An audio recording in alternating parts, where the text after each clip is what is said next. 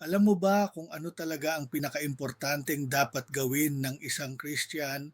May libro akong nabasa noon, Total Forgiveness ni R.T. Kendall.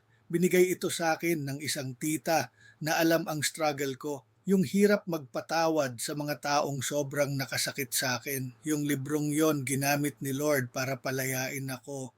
Pero alam mo, mas nakilala ko pa si R.T. Kendall nang mapanood ko siya sa interview ni J. John at may sinabi siya doon na tumagos talaga sa puso ko. Sabi niya, "The most important thing you can ever do is read the Bible and pray. Hindi position, hindi popularity, hindi success, kundi ang relasyon mo kay Lord." Na-realize ko, minsan sobrang busy natin sa kung ano-ano. Pero nakakalimutan natin ang dalawang bagay na pinakamakapangyarihan, ang magbasa ng salita ng Diyos at manalangin. So kung gusto mong maramdaman ulit ang presence ni Lord, balik ka lang sa basics, Bible at prayer. Doon mo siya makikilala. At sa pagbabasa mo ng Bible at pagdadasal, doon ka tunay na lalaya.